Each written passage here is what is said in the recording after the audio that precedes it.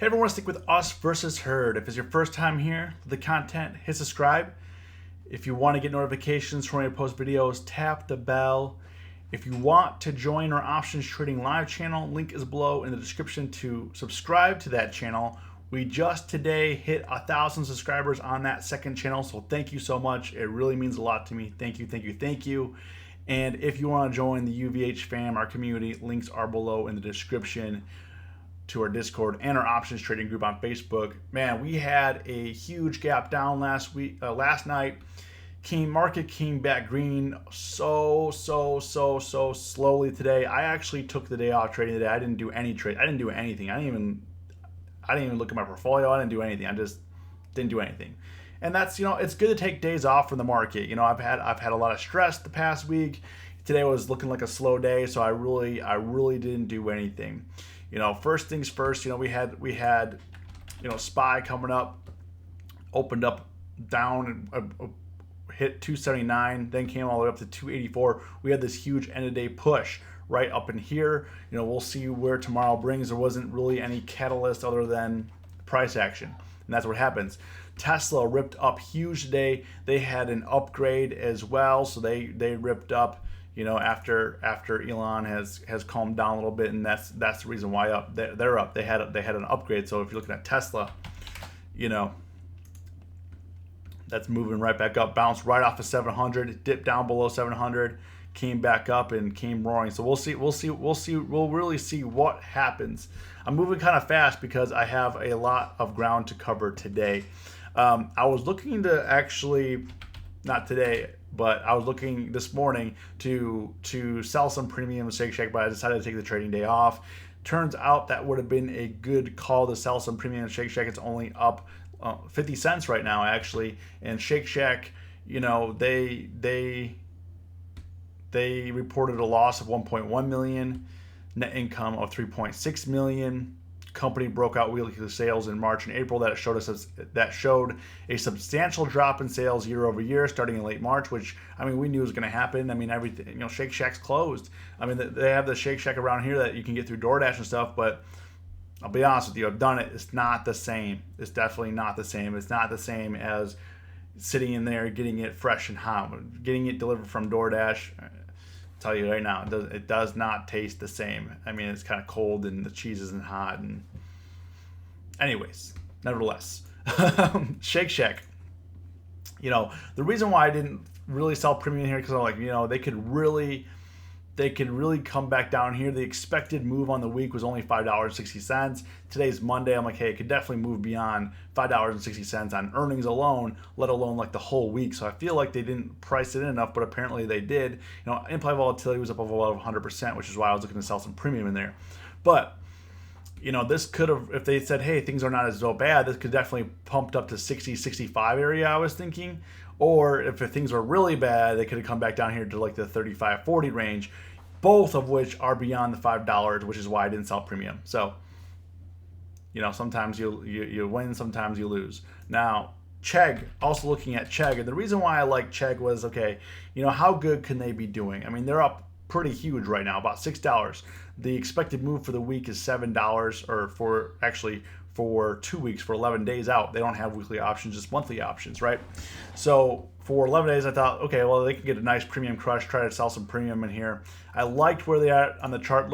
I was thinking about selling some calls because they were right up resistance. I'm like, they're probably not going to gap up, colleges and college textbooks and stuff. I know they have an e-learning service, but they mostly do textbook rentals. And I'm thinking, okay, well, colleges, they may be down this year because people can't go to class, and maybe they're doing more e-learning. So I'm trying to think about this. So I was like, okay, maybe I'll sell some calls. I'm glad that I didn't, because this is going to gap up huge already. The expected move for the next 11 days was $7, and it's already moved $6. Premium is going.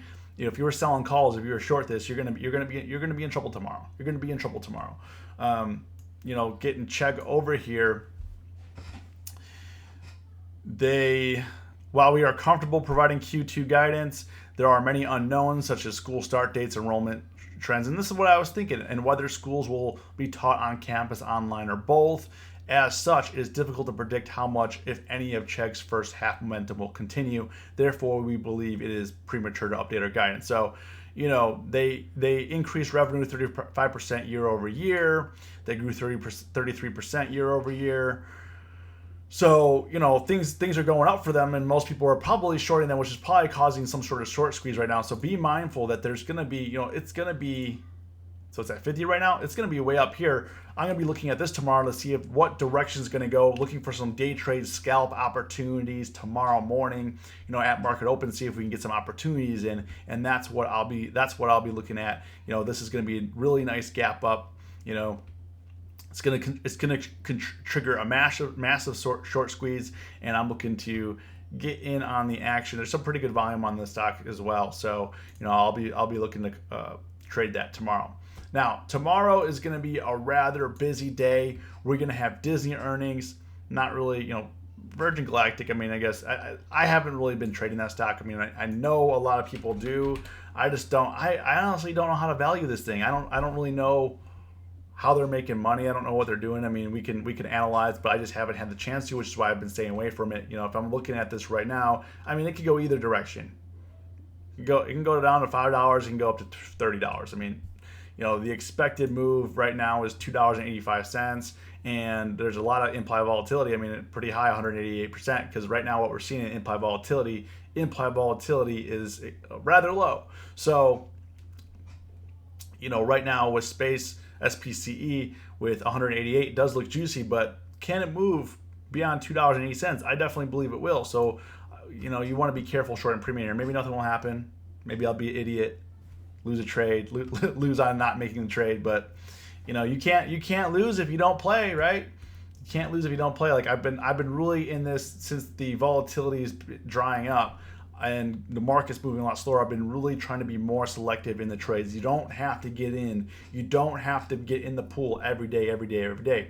Also, if you made money today, comment below, got paid. If you lost money today, comment learned a lesson, and hit the like button. I would appreciate it. I'm about halfway through this video, so let's see who made it through halfway. Normally I say that at the beginning, but let's do a little test. Pinterest is also tomorrow, so Pins has definitely been an interesting stock. I think it's definitely interesting above, the 18 level here. We had this massive sell-off. It's bounced back. I do think this might try to push up to 26. So premium is a little bit higher. Implied volatility is at 133%. So I'll be looking to maybe short some puts on here. Maybe do some put spreads, or maybe do I don't think I'm going to do call debit spread. Probably going to do some put spreads tomorrow on this, or maybe probably not. But I'm not going to sell naked puts. Maybe. We'll see. We'll see what happens. Go to the live stream tomorrow. I'll let you know what happens. But I want to get long pins. Disney, I think that I'm going to stay away from tomorrow. And the reason why I'm going to stay from this, I do think that it's priced in. However, I'm not willing to, implied volatility is low. It was saying it's going to move $7 this week. And I think that it's going to be dangerous because I think it's priced in. It could pull something like Chegg where it triggers some sort of short squeeze, maybe on the Disney Plus data. They're gonna try to make light. Things are bad. So the question is, what are they gonna do to make things sound better than what they are? And they have Disney Plus. Maybe they're gonna try to do something and maybe try to issue some sort of guidance and changes that will boost the stock price. That it is trending up. It did form a solid base down here around like 95, and now it's starting to around 100. So it may not do anything, or it may come back up to 120 and come back down. I think any pop in Disney will probably get sold off, but the question is, how much pain are you willing to sit through?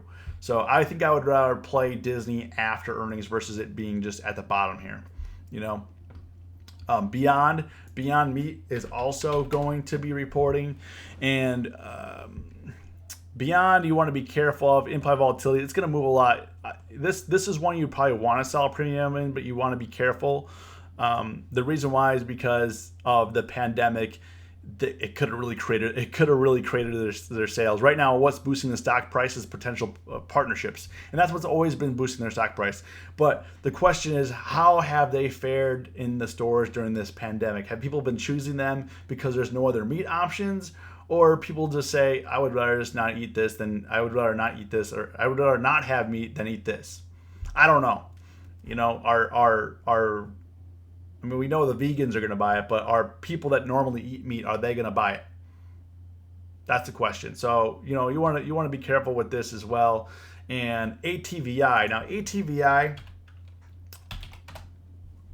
I personally think it's going to be priced in, but you know, it could go either way. Again, you know, it could pull a Chegg where it triggers a short squeeze up in here. However, you know, because this is ran so hard, I do think this is mostly priced in for this move here. You know, ATVI is normally a very slow mover, and for my experience, it generally disappoints. I mean, we had, like, if you look at these last few earnings, like in here, you know, it held and then it dropped and then it came back up, and then, you know, earnings last quarter, you know, there was a lot of expectation and it basically was flat, and then it ran up afterwards. So with ATVI, knowing like its earnings are kind of dicey, anything could happen. I want to be extra careful on what I do here.